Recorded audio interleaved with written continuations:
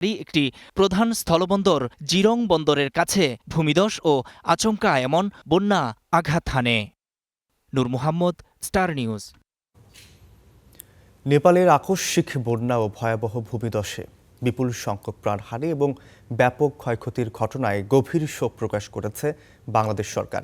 একই সঙ্গে বিপদের মুহূর্তে উদ্ধার ত্রাণ কার্যক্রম সহ যে কোনো ধরনের প্রয়োজনীয় সহায়তাও দিতে প্রস্তুত থাকার কথাও জানানো হয়েছে। বুধবার পররাষ্ট্র মন্ত্রণালয়ের এক সংবাদ বিজ্ঞপ্তিতে নেপালের জনগণের প্রতি শোক ও সংহতি জানানো হয়।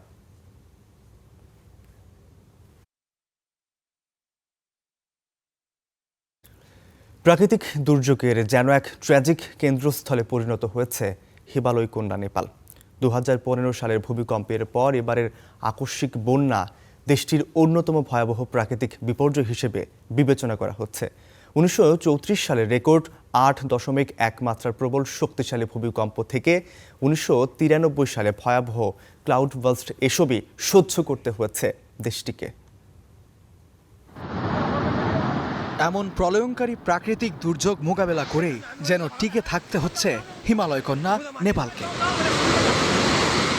দেশটির এমন বিপর্যয়কর পরিস্থিতির ইতিহাসটা বেশ লম্বা। ভূমিকম্প, ভয়াবহ ভূমিধস ও আকস্মিক বন্যা কোনো কিছুই পিছু ছাড়ছে না দেশটির।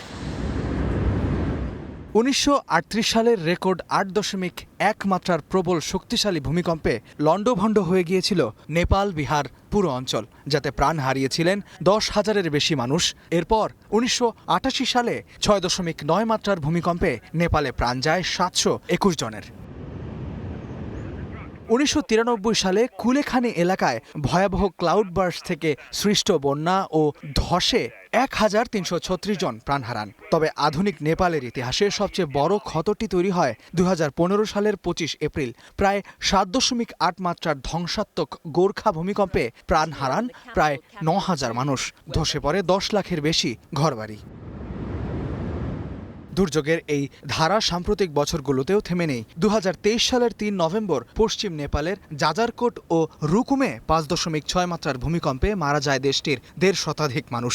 এর প্রায় 1 বছর পর 2024 সালের সেপ্টেম্বরের দীর্ঘস্থায়ী বর্ষণ ও বন্যায় দেশ জুড়ে অন্তত 66 জনের মৃত্যু হয়েছিল বলে জানায় নেপাল সরকার।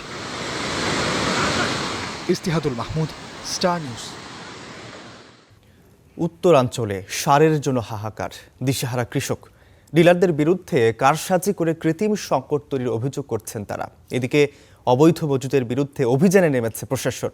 দিনাজপুর ও যশোরে জব্দ হয়েছে সার, মালিকদেরও করা হয়েছে জরিমানা। সারের দাবিতে লালমনিরহাটে কৃষকদের সড়ক অবরোধ, বিক্ষোভ। সম্প্রতি সার নিয়ে তুঘলকি কাণ্ড ঘটেছে উত্তরের আরেক জেলা কুড়িগ্রামে। ডিলারের গুদাম ভেঙে রীতিমতো সার নিয়ে যান ক্ষুব্ধ চাষিরা। মাঠে মাঠে শুরু হয়েছে আমনের আবাদ, অথচ চাহিদা অনুযায়ী সার পাচ্ছেন না বলে অভিযোগ চাষিদের। এতে বাড়ছে হতাশা। খুচরা দোকানে 2,000 টাকা আর ডিলারের কাছে 1,050 টাকা, এখানে আসি আমরা সার পাই না। ওই সারটা এখন আইসি, এখন আমরা কিন্তু পাই না, খালি হয়ে নাই। টাকা নিয়েও আমরা সার পাচ্ছি না আর কি, এইরকম একটা পরিস্থিতির মধ্যে আছি আর কি আমরা। এই সংকটের জন্য ডিলারদের সিন্ডিকেটকে দায়ী করছেন চাষিরা। বাড়তি দাম দিলেই সার মিলছে বলেও অভিযোগ তাদের।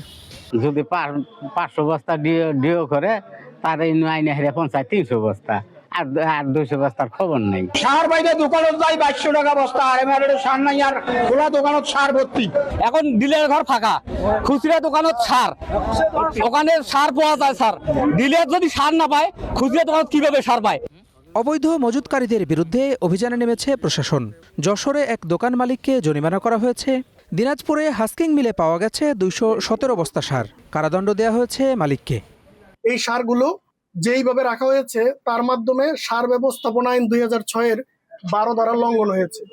এখানে জড়িত যে ব্যক্তি আছেন তাকে দোষী সাব্যস্ত করা হয়েছে। দোষী সাব্যস্ত করে তাকে উক্ত আইনের 12-3 উপধারা বলে 1 মাস 15 দিনের কারাদণ্ড এবং 30,000 টাকা অর্থদণ্ড প্রদান করা হয়েছে। কৃষি বিভাগের তথ্যমতে সারের এই সংকট উত্তরাঞ্চলের 15 জেলাতে বেশি। গাফিলতির অভিযোগে শোকজ করা হয়েছে 15 কৃষি কর্মকর্তাকে, প্রত্যাহার করা হয়েছে 3 জনকে। Hasibur Rahman, star news. সারের প্রকৃত চাহিদার চেয়ে কয়েক গুণ বেশি মজুদ আছে বলে জানিয়েছেন কৃষিমন্ত্রী মোহাম্মদ আমির উর রশিদ।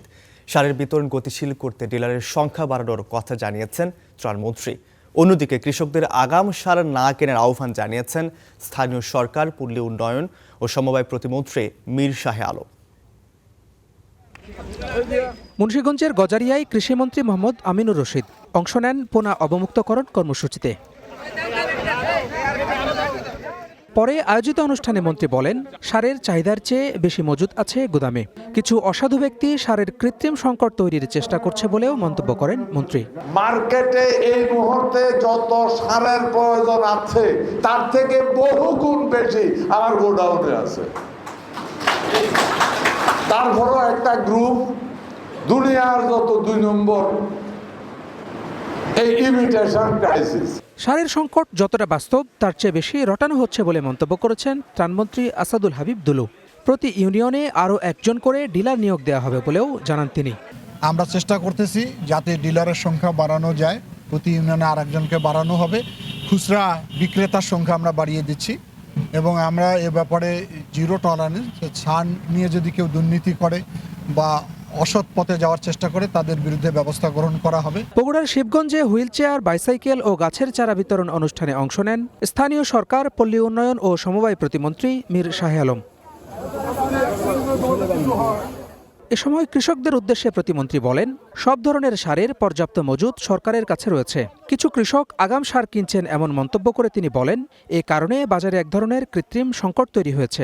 আসলে সারের ক্রাইসিস কোথাও নাই, যথেষ্ট মজুদ সরকারের রয়েছে। যে আলু রোপণ এবং রবি শস্য রোপণের জন্য অগ্রিম যারা টিএসপি, ড্যাপ বা এ ধরনের সার অগ্রিম যারা কিনছেন তারাই এই আতঙ্কটা তৈরি করছেন। এতে অগ্রিম কেনার দরকার নাই। 133টি গুদাম ও 33টি বাফার গুদামে প্রয়োজনীয় সার মজুদ আছে বলে জানান প্রতিমন্ত্রী। Hasibur Rahman, star news. মশলায় ভেজাল, ঘিতেও নেই ঘি, তাই বম্বে সুইটসের 5 রকমের মশলা এবং বাঘাবাড়ি সহ 4 ব্র্যান্ডের ঘি ও বাটার অয়েল বাজার থেকে তুলে নিতে বলেছে বিএসটিআই। এর জন্য সময় দিয়েছে 2 দিন, নইলে উৎপাদন প্রতিষ্ঠানের বিরুদ্ধে নেওয়া হবে আইনি ব্যবস্থা। এদিকে ভেজাল পণ্যের খবরে উদ্বিগ্ন ক্রেতারা বলছেন, সরকারি প্রতিষ্ঠানের নজরদারি আরও কঠোর করতে হবে। পণ্যের মান নিয়ন্ত্রণ না করায় কঠোর অবস্থানে বিএসটিআই। সম্প্রতি বাজার থেকে নানা ব্র্যান্ডের পণ্য সংগ্রহ করে তা পরীক্ষা করা হয় নিজস্ব ল্যাবে। এতে বোম্বে সুইটসের তেহারি, কালো ভুনা, হাঁস, গরুর মাংস ও মাছের মশলায় মিলেছে ভেজাল। অন্যদিকে কয়েকটি ব্র্যান্ডের ঘিতে মেলেনি মিল্ক ফ্যাট, তৈরি হচ্ছিল পাম অয়েল দিয়ে। ভেজাল ঘি আর বাটার অয়েলের তালিকায় রয়েছে বাঘাবাড়ি প্রিমিয়াম, অরুণ বাঘাবাড়ি, নিউ রাধুনী, সিটি ও এল্ডার্স ব্র্যান্ড। এসব পণ্য দ্রুত বাজার থেকে তুলে নেওয়ার আহ্বান জানিয়ে ভোক্তারা বলছেন, জনস্বাস্থ্য রক্ষায় বিএসটিআই সহ সরকারি প্রতিষ্ঠানের নজরদারি জোরদার করতে হবে। আমরা যখন ভোক্তা হিসেবে কিনতে যাই, আমাদের তো আর রিসার্চ করা বা ল্যাব টেস্ট চেক করে কিনা পসিবল না। আমরা বিএসটিআই সিল দেখেই কিনি। তো বিএসটিআই এর অবভিয়াসলি এই জায়গায় অনেক বেশি দায়িত্বশীল হতে হবে। মানহীন পণ্য ব্যবহারের কারণে দেখা যাচ্ছে অনেক স্বাস্থ্য ঝুঁকি বাড়ছে। এখন অনেক ইয়াং বয়সের মানুষজন হসপিটালাইজের সংখ্যা বেড়ে গেছে, হার্ট অ্যাটাকের ঝুঁকি বেড়ে গেছে। এসব ভেজাল পণ্য জনস্বাস্থ্যের জন্য বড় ঝুঁকি তৈরি করতে পারে বলে সতর্ক করছেন চিকিৎসকরা। লবণ কে কতটা খাবে এটা তার নিজস্ব পছন্দের অনুযায়ী খাবে, লবণ বা আপনার ঝাল। কিন্তু যেসব লবণ মানব স্বাস্থ্যের জন্য ক্ষতিকর, যেমন মনোসোডিয়াম গ্লুটামেট, এগুলি আর কিছু অ্যাডিটিভ আছে যেগুলি মানব স্বাস্থ্যের জন্য ক্ষতিকর। এই জিনিসগুলিকে স্বাস্থ্য মন্ত্রণালয় যদি আলাদা করে কোনো নিয়মকানুনের মধ্যে, যেমন ইউএসএতে এফডিএ আছে, এফডিএ অ্যাপ্রুভাল, এরকম আমাদের বিএসটিআই আছে, কিন্তু আসলে অতটা অ্যাক্টিভ আমরা দেখি না। অন্যদিকে ভেজাল পাওয়া 10টি পণ্য 2 দিনের মধ্যে সরিয়ে না নিলে যে দোকানে পাওয়া যাবে তাকেই করা হবে জরিমানা, সতর্ক করছে বিএসটিআই। আর উৎপাদন প্রতিষ্ঠানকে আনা হবে আইনের আওতায়। আমরা উৎপাদনকারী কর্তৃপক্ষকে 2 দিনের মধ্যে বাজার থেকে তুলে নিতে বলেছি। যদি না নেয় 3য় দিন থেকে আমরাই তুলে নিয়ে আসবো, সেক্ষেত্রে কিন্তু মামলাও করা হবে। কেন নিম্নমানের পণ্য বিক্রয় বিতরণ করা হইতেছে, লাইসেন্সের শর্ত ভঙ্গ করা হইতেছে, আমরা তাদের কাছে কৈফিয়ত তলব করেছি। স্বাস্থ্য সুরক্ষায় নিম্নমানের পণ্য চিহ্নিতের পাশাপাশি দ্রুততার সঙ্গে বাজার থেকে তুলে নেওয়ার পরামর্শ দিচ্ছেন জনস্বাস্থ্যবিদরাও। বলছেন, কঠোর প্রশাসনিক নজরদারি পারে খাবারের ভেজাল রুখতে। Suman Mahmud, star News, Dhaka. গুম ও মানবাধিকার নিয়ে সরকার 2009 সালের চেয়েও দুর্বল আইন প্রণয়ন করতে যাচ্ছে বলে অভিযোগ করেছেন বিরোধী দলীয় চিফ হুইপ নাহিদ ইসলাম। বলেন, সরকার গুম ও মানবাধিকার বিষয়ে উল্টো পথে হাঁটছে। বুধবার রাতে 11 দলীয় ঐক্যের বৈঠক শেষে এসব অভিযোগ করেন তিনি। নাহিদ ইসলাম আরও বলেন, পররাষ্ট্র প্রতিমন্ত্রী সহ কোন কোন মন্ত্রীদের দ্বৈত নাগরিকত্ব রয়েছে জাতির সামনে তা স্পষ্ট করা উচিত। জাতীয় সংসদের তৃতীয় অধিবেশনে গুম ও মানবাধিকার কমিশন সহ গুরুত্বপূর্ণ কয়েকটি আইন পাশের উদ্যোগ নিয়েছে সরকার। উত্থাপিত আইন বিষয়ে বিরোধী দলের অবস্থান কি হবে এবং ঘোষিত লং মার্চ কর্মসূচির বিষয়ে করণীয় ঠিক করতে বুধবার বিকেলে মিন্টু রোডের বিরোধী দলীয় নেতার বাসায় জরুরি বৈঠকে বসে 11 দলীয় ঐক্যের শীর্ষ নেতারা। বিরোধীদের মতামতকে অগ্রাহ্য করে সরকারের ইচ্ছে মতো গুম প্রতিরোধ ও প্রতিকার আইন পাশের উদ্যোগ নেওয়ায় সংসদ অভিমুখে পদযাত্রার ঘোষণা দেয় 11 দল। এই গুম পরিবারগুলোর পক্ষ থেকে আমাদের 11 দলের সমর্থনে আমরা বিকাল 3টায় আমাদের পরিবারদের একটা সংসদ অভিমুখী পদযাত্রা করা হবে, এই সিদ্ধান্ত হয়েছে। সেটা স্টার্টিং পয়েন্ট হবে শাহবাগ। গুম নিয়ে আইনমন্ত্রীর বক্তব্যের বিরোধিতা করে বিরোধী দলীয় চিফ হুইপ অভিযোগ করেন, দেশে গুমের সংখ্যা কমলেও এখনো গুমের সংস্কৃতি বন্ধ হয়নি। এই যে আইনটি করা হচ্ছে বা খসড়া আনা হচ্ছে, এটা খুবই পরিকল্পিতভাবে দেশে আগের থেকেও, তার মানে বোঝা যাচ্ছে যে মানবাধিকার হরণ হতে পারে, হবে, এবং সরকার কোনো রাষ্ট্রীয় বাহিনীকে দিয়ে এটা করাবে এবং কোনো ধরনের জবাবদিহিতা যাতে নিশ্চিত করা না হয়, এই কারণে তারা এরকম একটা আইন আসলে করতে যাচ্ছে। ফ্যাসিবাদী আমলের থেকেও একটা খারাপ আইন তারা আনার চেষ্টা করছে, যেটা আমরা মনে করি যে গণ অভ্যুত্থানের যে আকাঙ্ক্ষা, গণতন্ত্রের যে আকাঙ্ক্ষা, সেই আকাঙ্ক্ষার পরিপন্থী। নেতারা অভিযোগ করেন, সরকারের মন্ত্রীরা গণমাধ্যমকে হুমকি দিয়ে কথা বলছেন, যা গণতন্ত্রের জন্য অশনি সংকেত। দেশে যে গণমাধ্যমের পরিবেশ, গণমাধ্যমের স্বাধীনতা সংকুচিত হয়ে আসছে, দেশের মন্ত্রী প্রতিমন্ত্রীরা একদম প্রেস ব্রিফিংয়ে ঘোষণা মানে ভয় দেখাচ্ছে বা হুমকি দিচ্ছে, তো এইটা আসলে আমাদের গণতন্ত্রের জন্য ভালো সংকেত নয়। Mazharul Islam, star News, Dhaka. পায়ের মধ্যে প্লাস্টিকের পাইপ রেখে অপারেশন শেষ করলেন ডাক্তাররা। দীর্ঘ 2 বছর সেই পাইপ নিয়ে অসহ্য যন্ত্রণা ভোগ করে গেছেন ভুক্তভোগী রবিউল আওয়াল। পরে অবশ্য সরকারি পঙ্গু হাসপাতাল থেকে সেই পাইপ অপসারণ করা হয়। অভিযুক্ত চিকিৎসক মনসুর আলী মেডিকেল কলেজের doctor Nabil Junaid Sydney. Star নিউজের কাছে দায় স্বীকার করেছেন অভিযুক্ত সেই চিকিৎসক। হাবিবুর রহমান অভির বিশেষ প্রতিবেদন।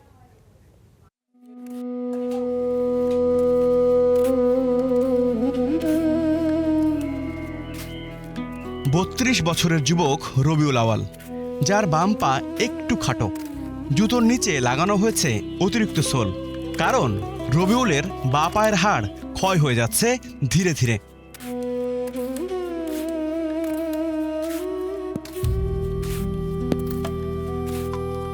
চার বছর আগে সড়ক দুর্ঘটনায় আহত হয়ে উত্তরায় মনসুর আলী মেডিকেল কলেজ হাসপাতালে ভর্তি হন রবিউল আওয়াল। বাঁ পায়ের হাড় ভেঙে যাওয়ায় করা হয় অপারেশন, কিন্তু যখন তার সুস্থ হবার কথা তখন থেকেই পায়ে তীব্র ব্যথা অনুভব করতে থাকেন। পরীক্ষা করে দেখা যায় পায়ের মধ্যে রয়ে গেছে প্লাস্টিকের একটি পাইপ, যা ব্রেন টিউব নামে পরিচিত। ডাক্তার নাবিল জুনায়েদ সিডনি, শহীদ মনসুর আলী মেডিকেল হসপিটাল, ওনার আন্ডারে ভর্তি হয়ে উনি পরীক্ষা নিরীক্ষা করে দেখে যে আমার অপারেশন লাগবে। তারপর ওনার সাথে যোগাযোগ করে যে আমার পায়ের অবস্থা আরও বেশি খারাপ, তো উনি বলতেছে কিছু হয় নাই, সমস্যা নাই, তুমি পেন কিলিয়ার খাও। ওষুধ খাচ্ছি কিন্তু পায়ের কোনো উন্নতি হচ্ছে না। তারপর আবার পঙ্গুতে যাওয়ার পরে যে পঙ্গু হসপিটাল থেকে আমাকে বলে যে অপারেশনটা ভুল হয়েছে, এই কারণে এই অবস্থা। ওনার ভিতরে এই যে ডেন টিউব রেখে উনি অপারেশন করে দিয়েছেন। রবিউলের পরিবার অভিযোগ জানায়, নিজেদের ভুল জানার পরেও উল্টো হুমকি দিতে থাকেন অভিযুক্ত ডাক্তার নাবিল জুনায়েদ সিডনি। একটা সময় টাকার বিনিময়ে বিষয়টি আপোষ করে নিতে বলেন তিনি। জীবনে ভাবি নাই কোনোদিন যে এমন দিন আসবে। পরে আমরা না পারা বলছি যে আমরা আপনার নামে মামলা করবো, থানায় যাবো, এগুলো বলছি। বলার পরে সে বলে কই যাইবেন, আমি ওখানে সব টাকা দিয়ে ম্যানেজ করে নিব। মানে অনেক হুমকি তুমকি দিচ্ছে, আমাদেরকে গুম করে নেবে এমন কিছু বলছে আর কি। আমরা যে বলছি আমাদের অনেক ঋণ হয়ে গেছে, পরে উনি আমাদেরকে কিছু টাকা দিয়ে জোরপূর্বকভাবে এক জায়গাতে একটা সাইন নিছে যে এইখানের ইয়েতে। আমরা তার পড়াশোনাও তো জানি না, তাই আমরাও সাইন দিয়ে দিছি। আগে আমার এই টুকিটাকি মানুষ কাজ করে দিত, এখন আমি নিজে অন্য বাসায় কাজ করতে হয়। এক চিকিৎসার কারণে আজকে আমাদের পথে বসতে হয়েছে। শেষমেশ কোনো সমাধান না পেয়ে সরকারি পঙ্গু হাসপাতালের শরণাপন্ন হন ভুক্তভোগী। 2024 সালের শেষের দিকে সেখানে অপারেশন করে পা থেকে বের করা হয় পাইপ। বিষয়টি যাচাই করতে সরকারি অর্থোপেডিক বা পঙ্গু হাসপাতালে স্টার নিউজ টিম। রবিউল যে মারাত্মক ভুলের শিকার তা নিশ্চিত করেন হাসপাতালের পরিচালক। টানা তারে 2 বছর যদি ডেন্টির প্রাকে থাকে এটা ঠিক করে ভুল করলে এটারও ভুলেরও শাস্তি আছে। পায়ে পাইপ রেখে দেয়া অভিযুক্ত ডাক্তার নাবিল জুনায়েদ সিডনি 4 বছর আগে ছিলেন মনসুর আলী মেডিকেল কলেজের সহকারী অধ্যাপক। এখন তিনি বিভাগীয় প্রধান। ক্যামেরায় কথা না বললেও অকপটে স্বীকার করেন নিজের ভুল। সাধারণত ড্রেনটা ভিতরে রেখে ইটা ক্লোজ করে হলো আমাদের জুনিয়ররা। আমরা মূল কাজটা করি, আমার রড বসানো হ্যান ত্যান সব কাজ আমি নিজের হাতে করছি। খোলার সময় কি একটা মিস্টেক হয়েছে আমি জানি না, এটা ও বুঝতে পারে। ওই ঘটনার পরে সে মালদ্বীপসে চান্স পায়, আসলে মালদ্বীপসে বেতন ভালো, সে চলে গেছে। সে পরে কোনো এক লোকরে দিয়ে বলে পাঠাইছে ডিরেক্টরস অফিসে যে আমি এখানে করাবো না, আপনি আমাকে 30 লাখ টাকা দেবেন। স্টার নিউজের হাতে এসেছে আরও চাঞ্চল্যকর নথি। পঙ্গু হাসপাতালে যখন ভুক্তভোগী রবিউলের অপারেশন চলছিল তখন বিষয়টি খটকা লাগে চিকিৎসকদের কাছে। বিষয়টি নিয়ে তদন্ত করে নিটোর। এরপর দ্রুত পদক্ষেপ নিতে বাংলাদেশ মেডিকেল ও ডেন্টাল কাউন্সিলকে বিষয়টি জানায় স্বাস্থ্য অধিদপ্তর। কিন্তু 8 মাস পার হলেও ব্যবস্থা নেয়নি বিএমডিসি। স্টেজগুলি বৈতরণী পার করতে করতে এবং শেষ পর্যন্ত আলোর মুখ দেখতে আমার যেটা ধারণা আর কি, টেন্টেটিভলি 1 থেকে 1.5 বছর সময় লাগতে পারে। 1 থেকে 1.5 বছর লাগতে পারে, এরকম লাগতে পারে। চিকিৎসায় সামান্য অবহেলা বা ভুলের ভুক্তভোগী রবিউলের মতো কত শত মানুষ যে আজ নিঃস্বপ্রায় তার একটি ধারণা পাওয়া যায় বিএমডিসিতে আসলে। সংস্থাটি বলছে তাদের দপ্তরে এরকম অসংখ্য অভিযোগ পড়ে আছে, সেগুলো সঠিক তদন্ত শেষে ব্যবস্থা নিতে অনেক সময় লেগে যায়। কিন্তু ততদিনে শরীরে পচন ধরা শুরু হয় রবিউলদের। হাবিবুর রহমান অফি, স্টার নিউজ, ঢাকা। টার্মিনাল প্রস্তুত হলেও কার্গো কম আসায় সংকট কাটেনি এলএনজি সরবরাহে। এদিকে এলএনজির দাম বাড়ছে খোলা বাজারে। বিশেষজ্ঞদের মত, অতিরিক্ত আমদানি নির্ভরতায় বাড়িয়েছে জ্বালানির নিরাপত্তাহীনতা। এদিকে ভবিষ্যতে দীর্ঘমেয়াদী চুক্তি নিয়েও সন্দিহান বিশেষজ্ঞরা। বিস্তারিত মাঝার মাহবুবের প্রতিবেদনে। মহেশখালীর টার্মিনাল মেরামত হলেও এলএনজিবাহী জাহাজ সময়মতো না পাওয়ায় গ্যাস সংকট এখনও কাটছে না। স্বাভাবিক সরবরাহের জন্য প্রতি মাসে বাংলাদেশের প্রয়োজন হয় অন্তত 9 কার্গো এলএনজি। সেই হিসেবে আগস্টের বাকি দিনগুলোর জন্য এখনও 3 থেকে 4 কার্গো সংকট আছে বলে জানিয়েছে পেট্রোবাংলা। মধ্যপ্রাচ্য যুদ্ধের ফলে বাংলাদেশের সঙ্গে এলএনজির দীর্ঘমেয়াদী চুক্তি বাতিল করেছে কাতার ও ওমান। অন্যদিকে খোলা বাজারে দ্বিগুণ দাম হওয়ায় বিশেষজ্ঞরা বলছেন এতে দেশ বড় ঝুঁকিতে পড়বে। এই বর্ধিত ব্যয়ে আমরা এখন আমাদের জ্বালানি নিরাপত্তা নিশ্চিত করতে পারছি না। আমরা হেলাই আমাদের সুযোগ হারিয়েছি এবং আমরা আমাদের দুর্গতি ডেকে নিয়ে আসছি। আমাদের গ্যাস আমরা রপ্তানি করতে চেয়েছি, আমরা সেটা জন আন্দোলনের মুখে আর সেটা সফল হতে পারিনি রপ্তানি করার। তখন যদি মানুষ বাধা না দিত আমাদের গ্যাস রপ্তানি হতো না। এদিকে দীর্ঘমেয়াদী চুক্তির আওতায় ভবিষ্যতে এলএনজি পাওয়া অনিশ্চিত, তাই নিজস্ব গ্যাস উত্তোলনের বিকল্প নেই বলেও মত বিশেষজ্ঞদের। না, লং টার্ম চুক্তিতে আর দিবে না, কেউ দিবে না এত কম রেটে। এখন আমি এলএনজিতে অভ্যস্ত হয়ে গেছি, এখন আমার থেকে তারা প্রফিট করবে। এখন আমাকে তারা স্পটে বিক্রি করতেছে, কারণ স্পটে $20 থেকে $22 পার MMBtu, দ্বিগুণ রেট, তাই না? তো কেন তারা কম দামে দিবে? যেটা ওমান কাতার ওরা কী করছে, বাংলাদেশকে ব্রিটিশে যেমন চা খাওয়াইছে, আপনাকে অভ্যস্ত করছে, পরে চা ফ্রি খাওয়াইয়া পরে চায়ের দাম বাড়ায় দিছে, বিজনেস তৈরি হয়েছে। ঠিক এলএনজিও আগস্টের শেষ সপ্তাহে এলএনজি আসার কথা ছিল 2 কার্গো। এর মধ্যে 25 আগস্টে একটি পাওয়া গেলেও বাতিল হয়েছে 29 আগস্টের কার্গোটি। সেপ্টেম্বরের 1 তারিখে আরও 1 কার্গো এলএনজি আসার কথা রয়েছে। এরই মধ্যে সেপ্টেম্বরের জন্য আরও 3 কার্গো দরপত্র ছেড়েছে আরপিজিসিএল। মাঝার মাহবুব, স্টার নিউজ, ঢাকা। দর্শক, আপনাদের অনেকের অভ্যাস সকালবেলা পত্রপত্রিকার পাতায় চোখ বুলিয়ে নেওয়ার জন্য, আর তাই গুড মর্নিং বাংলাদেশের এই পর্যায়ে আজকে একটু আমরা দেখতে চাই যে দেশের শীর্ষ পঠিত পত্রপত্রিকার অনলাইন ভার্সন সম্পর্কে দেখতে চাই যে সেখানে তারা কি কি শিরোনাম করেছে। প্রথমে আমরা একটু দেখতে চাচ্ছি, প্রথমেই প্রথম আলো পত্রিকাটি আমাদের সামনে আছে। প্রথম আলো পত্রিকাতে দেখতে চাই তারা কি কি শিরোনাম করেছে। শিক্ষা উপকরণের ঘাটতি, মুখস্থ নির্ভর শিক্ষার্থীরা, যেখানে একটি তথ্য তারা দিয়েছেন। সরকারি পরিদর্শন প্রতিবেদন, 57% বিদ্যালয়ে অসঙ্গতিপূর্ণ নয় শিক্ষা উপকরণ, এমনটি তারা একটি শিরোনাম করেছে। এর পাশাপাশি যদি আরেকটি শিরোনাম দেখতে চাই যে টিপু নগরের ঘেরের মাছ বিক্রি করেছে পুলিশ, তদন্ত কমিটি গঠন, এমনটি তারা একটি শিরোনাম করেছে। এবং সেই সাথে যদি আমরা একটু দেখতে চাই যে টিপুনগরের যে বিষয়টি আসলে আমরা দেখেছিলাম যে সেখানে জমি দখল করে নেয়ার পরে সেখানে মাছের ঘের সেখানে দেয়া হয় এবং পরবর্তী সময়ে ওই এলাকার নামটি আসলে টিপুনগর হিসেবেই পরিচিতি পায়। এই সরকারি হস্তক্ষেপে তার সেই টিপুনগরের বিষয়ে একটি প্রতিবেদন তারা করেছে এবং এ বিষয়ে আইনানুগ ব্যবস্থাও তারা নিচ্ছে, এমনটি আসলে আমরা বিগত সময়ে আমরা জানতে পেরেছি। আমরা এবার একটু আরেকটি শিরোনামগুলো একটু দেখতে চাই। সেখানে একটু দেখতে চাই যে শিক্ষা উপকরণের ঘাটতি, যেমনটি আসলে প্রথম যে শিরোনামটি ছিল প্রথম আলোর, সেই শিরোনাম নিয়ে একটু বলতে চাই। সেখানে প্রথম পৃষ্ঠাতেই যেমনটি আসলে একটি তথ্য দেওয়া আছে যে ব্যবহার করা হয় না অনেক বিদ্যালয়ে শ্রেণীকক্ষে উপকরণ থাকলেও তা অনেক ক্ষেত্রে পাঠ্য বিষয়বস্তুর সঙ্গে সামঞ্জস্যপূর্ণ নয়। শিক্ষা ব্যবস্থায় বিগত সরকারের সময় শিক্ষা ব্যবস্থায় আসলে পাশের হার বেশি থাকলেও আমরা যেমনটি জেনেছি যে শিক্ষার যে মান ছিল, শিক্ষার মানের অনেকটা ব্যাঘাত ঘটেছিল, অনেকটাই ঘাটতি হয়েছিল। বর্তমান সরকার আসার পরে শিক্ষার যে কোয়ান্টিটির থেকে কোয়ালিটিটাকে যে গুরুত্ব দেওয়া হচ্ছে, এমনটি কিন্তু আমরা বর্তমান সরকারের সময় এসে আমরা দেখতে পেরেছি। আমরা যদি আরেকটি পত্রিকাতে দেখতে চাই, আমরা সমকালে একটু দেখতে চাই যে তারা অনলাইন ভার্সনে তারা কি শিরোনাম করেছে। নেপালে এত বড় বিপর্যয়ের পেছনে ঠিক কী ঘটেছিল? দর্শক, যেমনটি আমরা জানি গতকালকে নেপালে কিন্তু ভয়াবহ একটি বন্যা হয়েছে, সেই সাথে ভূমিধস হয়েছে। প্রথম অবস্থায় যদিও এটিকে একটি ভূমিকম্পের একটি আভাস ছিল, কিন্তু পরবর্তী সময় আমরা যেমনটি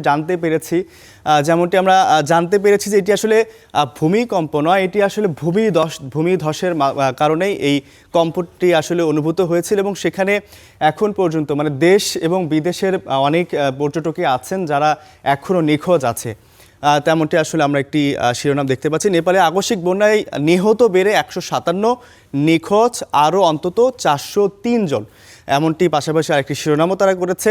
এবং সেই সাথে নেপালে ভয়াবহ বন্যায় প্রাণহানিতে প্রধানমন্ত্রীর শোক।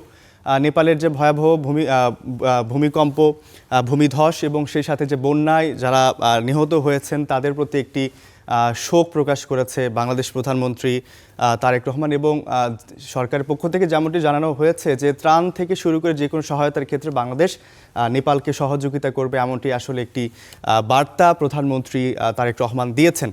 আমরা পাশাপাশি আরেকটি শিরোনামের দিকে যদি তাকাই, নেপালে বন্যা ভূমিধসের কারণ কি, এত প্রাণহানি কেন? আজকের পত্রিকার আসলে মূল আলোচ্য বিষয়টি আসলে নেপালকে কেন্দ্র করে, নেপালের যে ভূমিধস, প্রাণহানি, সেই সাথে নিখোঁজ এবং নেপালে বাংলাদেশ সহ আরও বিভিন্ন দেশের বিদেশিরা যারা পর্যটন কেন্দ্রে গিয়েছিলেন, সেই যারা নিখোঁজ রয়েছেন তাদের বিষয়েও কিন্তু অনেকটাই চিন্তিত আছে স্বজনরা। আমরা যদি একটু আরেকটি এতে যাই যে হামের উপসর্গে আরও 7 শিশুর মৃত্যু, 5 মাসে প্রাণহানি 950। অর্থাৎ বিগত কয়েক মাস আগে হামের প্রকোপ কিন্তু বেড়েই চলেছিল, সেখানে অনেক শিশুই প্রাণ হারিয়েছে এবং হামের চিকিৎসা করতে গিয়েও অনেক পরিবারে নিঃস্ব হয়ে গিয়েছে। বর্তমানে সে হামের প্রকোপটি আবারও বেড়েছে এবং যেমনটি আসলে শিরোনামে আমরা দেখতে পাচ্ছি যে হামের উপসর্গে আরও 7 শিশুর মৃত্যু হয়েছে এবং 5 মাসে প্রাণহানি 950। আমরা প্রত্যেকের প্রত্যাশা থাকবে, যদিও হামের টিকাদান কর্মসূচি এখনও চলমান রয়েছে, প্রত্যাশা এটাই থাকবে হাম উপসর্গে নির্মূলে যে পরিকল্পনা করা হয়েছে, যে টিকা কর্মসূচির আওতায় আনা হয়েছে, এই সমস্যা যেন খুব তাড়াতাড়ি সমাধানের পথে যায়, এমনটি আসলে আমাদের প্রত্যাশা থাকবে। পাশাপাশি আমরা যদি আরেকটি শিরোনামের দিকে যেতে চাই যে পদ্মা নদীর তরিয়া মহলে অবৈধ বালু সংরক্ষণ রোধে লাল পতাকা, এমনটি আসলে তারা একটি শিরোনাম করেছে। যদি প্রথম লাইনটি যদি আপনাদের একটু পড়ে শোনাই, কুষ্টিয়ার ভোরামারায় পদ্মা নদীর তরিয়া মহলে বালু ব্যবসায়ীদের অবৈধ বালু সংরক্ষণ প্রতিরোধে লাল পতাকা পুঁতে দিয়েছে উপজেলা প্রশাসন। উপজেলার বহিরচর ইউনিয়নের পদ্মা নদী সংলগ্ন পশ্চিম বহিরচর ও চররপুর মৌজার মুন্সিপাড়া ও টিকটিকিপাড়া ঘাটের তরিয়া মহলে উপজেলা নির্বাহী কর্মকর্তা ও নির্বাহী ম্যাজিস্ট্রেট মোহাম্মদ আমিরুল আরাফাত অভিযান চালিয়ে এই লাল নিশান স্থাপন করেন, এমনটি তারা একটি প্রতিবেদন করেছে। যেমনটি আমরা দেখেছি যে অবৈধ বালু উত্তোলনকে কেন্দ্র করে অনেক বিবাদ আছে, সেই অবৈধ বালু উত্তোলন যেন পরবর্তী সময় আর না হয় সেই জন্য আসলে তারা একটি সতর্কতার সংকেত দিয়েছে, লাল পতাকা সেখানে পুঁতে দিয়েছে, এমনটি দেখতে পাচ্ছে। দর্শক, আমরা আরেকটি পত্রিকাতে একটু দেখতে চাই, যুগান্তরে দেখি যে তারা আসলে কি শিরোনাম করছে। সৌদি, তুর্কি, পাকিস্তান সামরিক জোটে বাংলাদেশ যোগ দেবে কিনা জানালেন পররাষ্ট্র প্রতিমন্ত্রী। তিনি এমনটি একটি শিরোনাম যুগান্তর করেছে। তার নিচেই দেখতে পাচ্ছি নেপালে হঠাৎ কেন এই ভয়াবহ বন্যা, জানা গেল মূল কারণ, এমনটি আসলে একটি শিরোনাম করেছে যুগান্তর।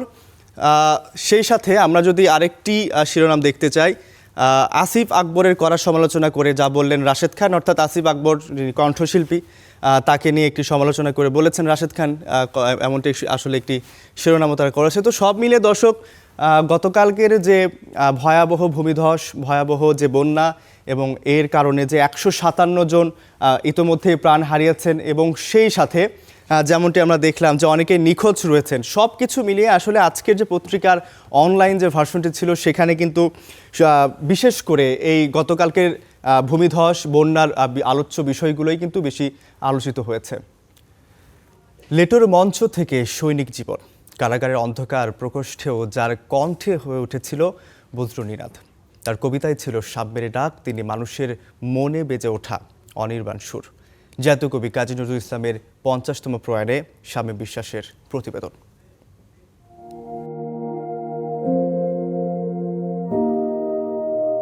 ক্ষুধা, দারিদ্র্য আর বঞ্চনা, আদতে এই তিনেই তার বেড়ে ওঠা। জীবন যাকে শিখিয়েছে মানুষের কান্নার ভাষা। তিনি চুরুলিয়ার দুখু মিয়া। লেটোর মঞ্চ থেকে সৈনিক জীবন, অথচ বন্দুকের পাশে বই, সৈনিকের পোশাকের আড়ালে কবি মন, তারপর কলমে আগুন আর কণ্ঠে বিদ্রোহ, যার প্রতিটি শব্দ ছিল অগ্নিরথে অগ্নিস্ফুলিঙ্গ। রাজশক্তি, শোষণ, অন্যায় আর নিপীড়নের বিরুদ্ধে তিনি ছিলেন ধূমকেতু, যার প্রতিটি পাতার প্রতিটি পংক্তি ছিল মুক্তির আকাঙ্ক্ষার উন্নত শির। কারাগারের অন্ধকার প্রকোষ্ঠেও থামেনি সেই কণ্ঠ, বরং হয়ে উঠেছিল বজ্রনীনাদ। এক হাতে কোরআনের বাণী, অন্য হাতে পুরাণের মন্ত্র, কারবালা থেকে শ্যামার চরণ, কৃষ্ণের বাঁশি থেকে মসজিদের মিনার, শব্দে বিদ্রোহ, সুরে প্রেম আর হৃদয়ের গভীরে মানুষ। কবির কবিতায় ছিল সাম্যের ডাক, সৌহার্দ্য আর সম্প্রীতি। আজও অন্যায়ের সামনে যে বুক চিতিয়ে দাঁড়ায়, আজও মুক্তির গানে যে চোখে স্বপ্ন চমকায়, আজও বিভেদের বিরুদ্ধে যে কণ্ঠ বিদ্রোহী হয়, নজরুল যেন সেখানেই আবির্ভূত হয়।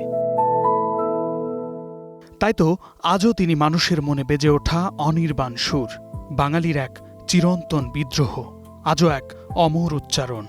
ভালো থাকুন কবি। শামীম বিশ্বাস, স্টার নিউজ, ঢাকা। জাতীয় কবি কাজী নজরুল ইসলামের মৃত্যুবার্ষিকীতে আমাদের সহকর্মী যুক্ত হবেন। সারা দেশে আসলে মৃত্যুবার্ষিকী উপলক্ষে কী কী আয়োজন করা হয়েছে, দিন জুড়ে সারা দেশে থাকছে নানা আয়োজন, সব কিছু মিলেই জানাতে আমাদের সঙ্গে যুক্ত হচ্ছেন আমাদের সহকর্মী মামুনুর রশিদ পনেল। আমরা পনেলের সাথে এখন একটু যুক্ত হতে চাই। পনেল, আপনার কাছে একটু জানতে চাই, আজকে তো বিশ্বকবি কাজী নজরুল ইসলামের মৃত্যুবার্ষিকী 50তম, সারাদিন ব্যাপী আসলে এই উপলক্ষে কী কী আয়োজন করা হয়েছে, সব কিছু মিলে এখন পর্যন্ত কী তথ্য আছে জানতে চাই। রৌফ বরাবরই প্রতি বছরের দুটো দিন, অর্থাৎ তার কবির জন্মদিন এবং মৃত্যুদিনের মূল যে আয়োজন সেটি এই ঢাকা বিশ্ববিদ্যালয়ের কেন্দ্রীয় মসজিদের পাশে তার যে সমাধিস্থল, এখান থেকে শুরু হয়। অর্থাৎ ভোরের আলো ফোটার সঙ্গে সঙ্গেই তার ভক্ত অনুরাগীরা এবং দেশের সর্বস্তরের মানুষ তাকে ফুল দিয়ে শ্রদ্ধা নিবেদন করতে এখানে প্রতি বছরই আসেন। এবং আজকেও ভোরবেলায় একেবারে 6টার সময় আমরা এখানে এসে দেখতে পেরেছি যে তার সমাধিস্থলের বাইরে গেটের সামনে সর্বস্তরের মানুষ অপেক্ষা করছিলেন তাকে ফুল দিয়ে শ্রদ্ধা নিবেদনের জন্য। যদিও সেটি বেলা সকাল 7টায় সেটি বিএনপির মহাসচিব, ভারপ্রাপ্ত মহাসচিব রুহুল কবির রিজভিকে দিয়ে সেই শ্রদ্ধা নিবেদনটা আজকে শুরু হয়। তিনি আসেন, শ্রদ্ধা নিবেদন করেন দলের নেতাকর্মীদেরকে নিয়ে। এরপরে জাতীয় কবির কবরে তিনি কবর জিয়ারত করেন, দোয়া করেন, প্রার্থনা করেন এবং এরপর তিনি গণমাধ্যমের সঙ্গে কথা বলার ক্ষেত্রে তিনি বলেন যে নজরুল বাঙালি জাতির একেবারে যেই মূল আন্দোলন অর্থাৎ 71, সেই 71 থেকে সাম্প্রতিক 24 পর্যন্ত যতগুলো আন্দোলন বাঙালি জাতি পার করে এসেছে, কিংবা যে কোনো ধরনের গণতান্ত্রিক আন্দোলন সংকটে বাঙালি যখনই সংকটে পড়েছে তখনই নজরুল হাত বাড়িয়ে বাঙালিকে উত্তরণের পথ দেখিয়েছেন। তিনি শ্রদ্ধা নিবেদন করে চলে যাওয়ার পরে এরপরে বিএনপির অন্যান্য অঙ্গ সংগঠনের পাশাপাশি অন্যান্য রাজনৈতিক দল তাকে শ্রদ্ধা নিবেদন করেছেন। এরপরে ঢাকা বিশ্ববিদ্যালয়ের ভিসি সহ ঢাকা বিশ্ববিদ্যালয়ের বিভিন্ন হল, সাংস্কৃতিক সংগঠনগুলো এবং একে একে ঢাকা সহ দেশের বিভিন্ন প্রান্ত থেকে আসা সাংস্কৃতিক সংগঠন, রাজনৈতিক সংগঠনগুলো তার প্রতি ফুল দিয়ে শ্রদ্ধা নিবেদন করেন এবং এই দেশের প্রতি, এই জাতির মানুষের প্রতি তার যেই অকৃত্রিম যে অবদান, যে অসীম অবদান, সেগুলো তারা স্মরণ করেন এবং আরেকবার তার এই 50তম মৃত্যুদিনে তাকে আরেকবার স্মরণ করেন। আজকের এই মৃত্যু দিনটি 50তম মৃত্যুদিন হিসেবে শুধুমাত্র বিশেষ সেজন্য নয়, আপনি জানেন যে 2024 সালে তাকে রাষ্ট্রীয়ভাবে গেজেটভুক্ত করে তাকে জাতীয় কবি স্বীকৃতি দেওয়া হয়েছে। এর পাশাপাশি নজরুলের সাহিত্য এবং নজরুলের কর্ম যাতে মানুষের জীবনযাপনে আরো ব্যাপকভাবে ছড়িয়ে পড়ে, সেজন্য আপনি জানেন যে এই বছরের 24শে মে থেকে 2027 সালের 24শে মে পর্যন্ত নজরুল বর্ষ ঘোষণা করেছে সরকার, যাতে নজরুলের সাহিত্যকর্ম, নজরুলের জীবন আদর্শ যাতে মানুষ আরো বেশি করে চর্চা করেন এবং এর মধ্য দিয়ে নজরুলকে যাতে আরো বেশি উদযাপন করতে পারেন। তো এই ছিল আমার কাছ থেকে নজরুলের 50তম প্রয়াণ দিবসে তার সমাধিস্থল থেকে সবশেষ রূপ। পনের আপনাকে অসংখ্য ধন্যবাদ। দেখতে পাচ্ছিলাম সেখানে পুষ্পস্তবক অর্পণ করা হচ্ছে। আপনাকে অসংখ্য ধন্যবাদ আমাদের সঙ্গে যুক্ত হওয়ার জন্য। দেশ জুড়ে চাহিদা বাড়ায় দক্ষিণের জেলা ঝালকাঠিতে লাভজনক হচ্ছে আমড়ার চাষ। স্থানীয়দের মধ্যে আগ্রহ বেড়েছে এই ফল চাষে। সম্ভাবনাকে কাজে লাগাতে জেলার কৃষি বিভাগ একটি গবেষণা কেন্দ্র খোলার সিদ্ধান্ত নিয়েছে। এখানকার ভাসমান হাটে জমে উঠেছে বেচাকেনা, যার আনুমানিক বাজার মূল্য প্রায় 20 কোটি টাকা। ঝালকাঠিতে মৌসুমের শুরুতেই জমে উঠেছে আমড়া বেচাকেনার বাজার। ভীমরুলি ও আটঘর কুরিয়ানার ভাসমান হাটে প্রতিদিন ভরে বসছে তাজা আমড়ার সমারোহ। পাইকারদের হাত ধরে এই ফল পৌঁছে যাচ্ছে ঢাকাসহ দেশের বিভিন্ন প্রান্তে। ভালো ফলন, কম উৎপাদন খরচ ও চাহিদা থাকায় এই অঞ্চলে প্রতি বছরই বাড়ছে আমড়ার চাষ। বাংলাদেশের প্রত্যেকটা অঞ্চলেই আমাদের বরিশালের আমড়া যায়, চাহিদা খুব ভালো, দেশ বিদেশ যাই আমাকে কিনে নিয়ে যায়। বর্তমানে স্থানীয় বাজারে প্রতি মণ আমড়া বিক্রি হচ্ছে 800 থেকে 900 টাকায়। লাভজনক হওয়ায় এই ফলকে ঘিরে স্থানীয়দের মাঝে তৈরি হয়েছে নতুন কর্মসংস্থানের সুযোগ। আমরা ঢাকায় পাঠাই। আমরার মৌসুম কেবল শুরু, এখন 800, 900 বা 1000 টাকা এরকমভাবে আছে আমরার সাইজ অনুসারে দাম। প্রত্যেকটা ফ্যামিলিতে আমরার চাষ করে, কম বেশি সবারই আছে এবং ফলন ভালো। এবছর সব থেকে এবছর বেশি ফলন। কৃষি বিভাগ বলছে কম উৎপাদন খরচে ভালো লাভ পাওয়ায় ঝালকাঠিতে প্রতি বছরই বাড়ছে আমড়া চাষ। সম্ভাবনাকে কাজে লাগাতে গবেষণা উপকেন্দ্র স্থাপনের উদ্যোগ নেওয়া হয়েছে। এই আমড়া এবং পেয়ারার একটা গবেষণা কেন্দ্র এখানে প্রতিষ্ঠা করা যায় কিনা এ বিষয়ে আমরা প্রস্তাবনা প্রেরণ করেছি। কৃষি সম্প্রসারণ অধিদপ্তরের পক্ষ থেকে এই বিষয়ে কারিগরি পরামর্শ দিয়ে যাচ্ছি। কৃষি সম্প্রসারণ অধিদপ্তরের তথ্য অনুযায়ী এবছর ঝালকাঠি জেলায় 605 হেক্টর জমিতে আমড়ার আবাদ হয়েছে। মৌসুম শেষে বাগানগুলো থেকে প্রায় 4500 মেট্রিক টন আমড়া উৎপাদনের আশা করা হচ্ছে, যার আনুমানিক বাজার মূল্য 18 থেকে 20 কোটি টাকা। Desk report, star news. পাল্টে গেছে কমলাপুর রেলওয়ে স্টেশনের প্ল্যাটফর্মের রাতের চিত্র। পুলিশ ও রেল কর্তৃপক্ষের উদ্যোগে ছিন্নমূল ভবঘুরেদের বের করে দেওয়া হয়েছে। তারা ঠাঁই নিয়েছেন স্টেশনের বাইরে টিকিট কাউন্টার, শেড কিংবা আশপাশের জায়গায়। বিস্তারিত আইবান সাজিদের রিপোর্টে। মধ্যরাত, পুরো ফাঁকা কমলাপুর রেল স্টেশনের প্রতিটি প্ল্যাটফর্ম। রাত নামতেই প্ল্যাটফর্মের ভেতরেই সারি সারি মানুষ ঘুমিয়ে থাকত। ছিন্নমূলদের সেই ভিড় আজ দেখা গেল স্টেশনের বাইরে। কেউ টিকিট কাউন্টার ও এর আশেপাশে, অনেকে শেডের নিচেই রাত কাটানোর জায়গা খুঁজে নিয়েছেন। পথ শিশু আছে, তারপরে অনেকে বাপ মার কাছ থেকে রাগ হয়ে চলে আসে, বাড়িঘর সাইরা এখানে এসে আশ্রয় নেয়। দিনমজুর আছে, যাত্রী আছে, দেখা যায় স্বল্প ইনকামের কারণে গর্বা দিয়ে থাকতে পারে, এরা এখানেই থাকে। কোথাও জায়গা না পেয়ে কেউ কেউ খোলা জায়গায় পেতে নিয়েছেন পুরনো চাদর, কারো মাথার নিচে ব্যাগ, কারো সম্বল সামান্য কাপড় চোপড়। স্টেশনের বাইরে এভাবেই রাত পার হচ্ছে তাদের। প্ল্যাটফর্মে আগে অনেক সময় থাকতাম, রাত কাটাইতাম, এখন দীর্ঘ কতদিন ধরে আমাদেরকে এখানে থাকতে দেয় না। আমরা ঘুমাই না, ঘুমানোর জায়গা নাই, যদি একটু ব্যবস্থা হতো অনেক খুশি হইতাম আমরা ভাই। ঘুমাইতো, তাদেরকে আমাদের কাজ হচ্ছে বের করে দেওয়া, যাত্রীদের নিরাপত্তার স্বার্থে। এখন এইগুলার বের করে দিছি, এখন সম্পূর্ণ ক্লিয়ার। প্ল্যাটফর্ম পরিষ্কার ও পুরো স্টেশন এলাকা নিরাপদ রাখতে অভিযান চালিয়েছে পুলিশ। তাই কয়েকদিন ধরে ছিন্নমূলদের রাতে ঠাঁই নিতে হচ্ছে প্ল্যাটফর্মের বাইরে। স্টেশন এলাকায় আইনশৃঙ্খলা রক্ষায় দায়িত্ব পালন করছেন পুলিশ সদস্যরা। রেলওয়ে পুলিশ জানায়, রাতে প্ল্যাটফর্ম ফাঁকা থাকায় কমেছে অপরাধ। যখন লাস্ট ট্রেন চলে যায় তখন এখানে যাত্রী এবং ছিন্নমূল যারা থাকে তাদেরকে সবাইকে বের করে দেওয়া হয়। এটা রেলওয়ে এবং আমাদের ঊর্ধ্বতন কর্তৃপক্ষের একটা নির্দেশনা আছে যে প্ল্যাটফর্মে কেউ থাকবে না, প্ল্যাটফর্মটাকে ফ্রি রাখি যাতে কোনো অঘটন দুর্ঘটনা না ঘটে। কারণ যদি ওদেরকে যদি আমরা রাতে অ্যালাউ করি, দেখা গেল কি প্ল্যাটফর্মকে ঠিক বিভিন্ন ধরনের চুরি, অন্যান্য চিন্তায় এই জাতীয় কিছু ঘটনা ঘটতে পারে, যার জন্য আমরা তাদেরকে অ্যালাউ করা হয় না। একসময় কমলাপুর রেল স্টেশনের এই প্ল্যাটফর্মগুলোতেই রাত কাটাতেন হাজারেরও বেশি ছিন্নমূল মানুষ। তবে আজ দেখা গেল ভিন্ন চিত্র। কর্তৃপক্ষের কঠোর অবস্থানের কারণে তারা আশ্রয় নিয়েছেন প্ল্যাটফর্মের বাইরের অংশ এবং টিকিট কাউন্টার এলাকায়। প্ল্যাটফর্ম পরিচ্ছন্ন ও নিরাপদ রাখার উদ্যোগের পাশাপাশি এসব মানুষের জন্য বিকল্প আশ্রয়ের ব্যবস্থার দাবি ভুক্তভোগীদের। আইমন সাজিদ, স্টার নিউজ, ঢাকা। আন্তর্জাতিক প্রসঙ্গ। যুক্তরাষ্ট্রে প্রেসিডেন্ট ডোনাল্ড ট্রাম্পের বহুল আলোচিত ওয়ান বিগ বিউটিফুল বিল ঘিরে বিতর্ক যেন কাটছেই না। কর কমিয়ে বিনিয়োগ ও অর্থনীতিতে গতি আনায় এই আইনের লক্ষ্য ছিল। তবে এর মাধ্যমে ধনীরা আরও ধনী হচ্ছেন, বিপরীতে সামাজিক নিরাপত্তা কর্মসূচিতে কাটছাঁটের বোঝা বাড়ছে নিম্ন আয়ের মানুষের উপর, যার ফলে ধনী গরিবের বৈষম্য সৃষ্টি হয়েছে। যুক্তরাষ্ট্রে কার্যকর হয়েছে প্রেসিডেন্ট ডোনাল্ড ট্রাম্পের বহুল আলোচিত one big beautiful bill act. কর কমিয়ে ব্যবসা ও বিনিয়োগ বাড়ানোই এই আইনের অন্যতম লক্ষ্য ছিল।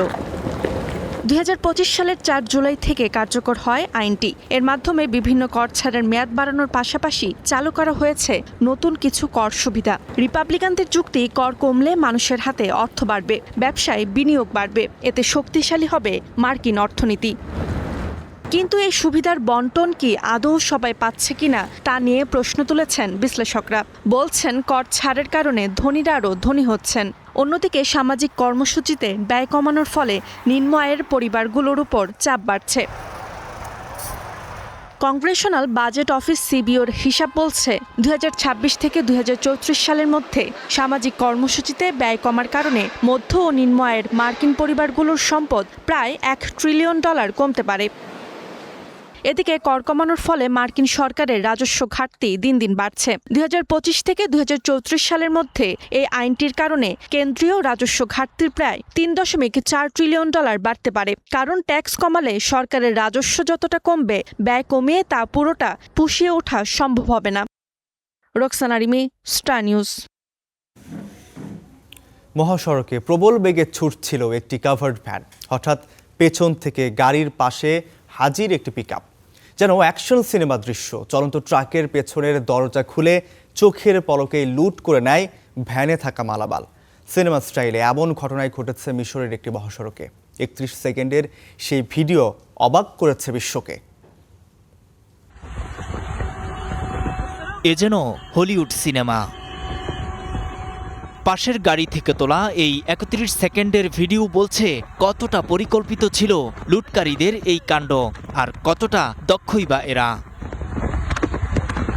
মিশরের মহাসড়কে দ্রুত গতিতে ছুটে চলা কাভার্ড ভ্যান থেকে এভাবে পণ্য লুটের ঘটনার ভিডিও ছড়িয়ে পড়েছে বিশ্বব্যাপী। এই দৃশ্য দেখে রীতিমতো অবাক হচ্ছেন সবাই। চলন্ত মালবাহী ভ্যান থেকে বেশ কিছু পণ্য দ্রুত সরিয়ে নেয় লুটকারীরা। এরপর সুযোগ বুঝে দ্রুত সটকে পড়ে পিকআপটি। বিবিসি আরবি ও আল আরাবিয়া সহ বেশ কিছু গণমাধ্যমে এই নিয়ে সংবাদ প্রকাশ করলেও মিশরের ঠিক কোন মহাসড়কে এমনটি ঘটেছে তা পরিষ্কার করে বলতে পারেনি। তবে ঘটনাটি যে মিশরের, অন্তত এটি নিশ্চিত করেছে গণমাধ্যমগুলো। বিবিসি আরবি তাদের সংবাদের শিরোনাম করেছে, মহাসড়কে মুরগিবাহী ট্রাকে হলিউডি কায়দায় চুরি। তবে এখনও নিশ্চিত হওয়া যায়নি ঠিক কোথায়, কখন এবং কারা এই অভিনব লুটে জড়িত। নূর মোহাম্মদ, স্টার নিউজ। দর্শক, এই ছিল গুড মর্নিং বাংলাদেশে। এতক্ষণ আমাদের সঙ্গে থাকার জন্য অসংখ্য ধন্যবাদ।